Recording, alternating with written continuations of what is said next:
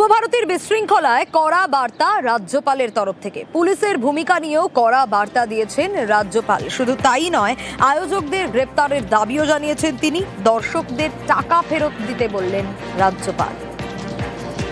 Immediately arrest the organizer. Refund the money to the common men who paid for the tickets.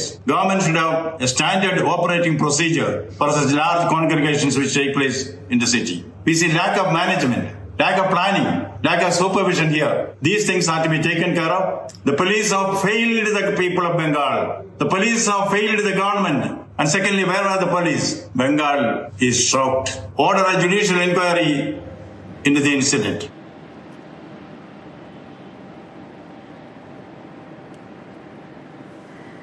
আর গতকাল এই বার্তার পর সন্ধেবেলাও আমরা দেখেছিলাম রাজ্যপাল তিনি পৌঁছে গিয়েছিলেন। গতকালের পর আজ আবারও পৌঁছে গিয়েছেন রাজ্যপাল সিভি আনন্দ বোস। সেই ছবি আপনাদের দেখাচ্ছি, আরো ডিটেল আপডেট নিতে পারবো। সান্নিক রয়েছেন আমার সঙ্গে। সান্নিক, গতকালের যে অপ্রীতিকর পরিস্থিতি ছিল সেই পরিস্থিতির বিষয়ে আরো বিস্তারিত জানতে, একেবারে গোটা পরিস্থিতি সরেজমিনে খতিয়ে দেখতে রাজ্যপাল সিভি আনন্দ বোস তিনি নিজে এসে উপস্থিত হয়েছেন এই মুহূর্তে যুবভারতী ক্রীড়াঙ্গনে। গতকাল তিনি এসেছিলেন, কিন্তু গতকাল তার কিন্তু ভিজিট করা এখানে সম্ভব হয়নি। তারপরে তিনি জানিয়েছিলেন তিনি আজকে ফের একবার আসবেন মাঠে, এবং সেই মতোই আজকে নির্ধারিত সময় তিনি এসে উপস্থিত হয়েছেন।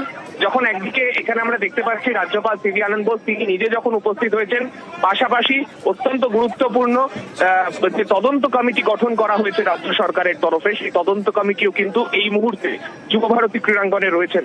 তারাও গতকালের যে পরিস্থিতি, গতকাল যে কার্যত যেরকম ভাবে ভাঙচুরের ছবি আমরা দেখেছি যুবভারতীতে, সেই ভাঙচুরের ছবি আজকে তারা সরেজমিনে খতিয়ে দেখছেন। গতকাল ঠিক কোথা থেকে ঘটনার সূত্রপাত হলো, কেন প্রাথমিকভাবে বোতল ছোড়া হলো, কোন জায়গা থেকে ছোড়া হলো, পাশাপাশি ঠিক কি ঘটেছিল গতকাল, সেই পুরো বিষয়ে যেমন একদিকে তদন্ত কমিটি তদন্ত করছে, পাশাপাশি রাজ্যপাল তিনিও আজকে গোটা পরিস্থিতিটা পুরো বিষয়টা কিন্তু তদন্ত কিন্তু তারা আজকে করে দেখবে।